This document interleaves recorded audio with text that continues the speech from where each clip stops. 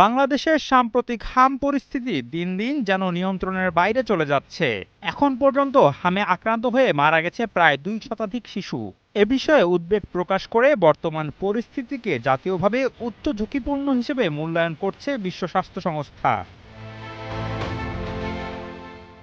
সংস্থাটির সর্বশেষ প্রতিবেদন বলছে, দেশের ৬৪ জেলার মধ্যে ৫৮ জেলায় হামের সংক্রমণ ছড়িয়ে পড়েছে। এদিকে স্বাস্থ্য অধিদপ্তরের সর্বশেষ তথ্য মতে গত মার্চ থেকে ২৪ এপ্রিল পর্যন্ত হাম ও হামের লক্ষণ নিয়ে প্রায় ২৪০ জন শিশু মারা গেছে। এই সময় সন্দেহভাজন আক্রান্তের সংখ্যা প্রায় ৩০,০০০। বিশ্ব স্বাস্থ্য সংস্থা বলছে, একসময় হাম নির্মূলে উল্লেখযোগ্য অগ্রগতি করেছিল বাংলাদেশ। টানা তৃতীয়বার অর্জন করেছে দেশের সেরা সুপার ব্র্যান্ড স্বীকৃতি বসুন্ধরা টিস্যু। ২০০০ সালে হাম প্রতিরোধী টিকার প্রথম ডোজের কাভারেজ ছিল ৮৯%।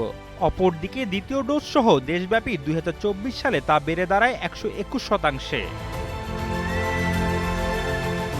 কিন্তু ২০২৪-২৫ সালে হামের টিকার ঘাটতি এবং দীর্ঘদিন সম্পূরক টিকাদান কর্মসূচি না থাকার কারণে সেই অগ্রগতি এখন হুমকির মুখে পড়েছে। ফলে সংক্রমণের ঝুঁকিতে থাকা শিশুর সংখ্যা বেড়ে বর্তমানে প্রাদুর্ভাব তৈরি হয়েছে। বিশেষজ্ঞদের মতে টিকাদানের ঘাটতির কারণেই বর্তমান প্রাদুর্ভাব দেখা দিয়েছে। অভিযোগ আছে, অনেক শিশুই একেবারেই টিকা পায়নি, আবার কেউ পেয়েছে মাত্র ১ ডোজ। তথ্য মতে ১ থেকে ১৪ বছর বয়সী শিশুদের মধ্যেও বড় ধরনের রোগ প্রতিরোধ ঘাটতি দেখা যাচ্ছে। হাম অত্যন্ত সংক্রামক ভাইরাসজনিত একটি রোগ, যা বাতাসের মাধ্যমে ছড়ায়। রোগটি সাধারণত মৃদু হলেও নিউমোনিয়া, ডায়রিয়া, এনসেফালাইটিস রোগসহ মৃত্যুও ঘটাতে পারে।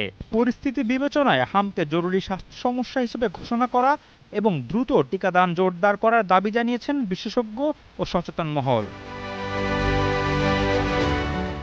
শাহেদ আলম ফাহিম, কালের কণ্ঠ।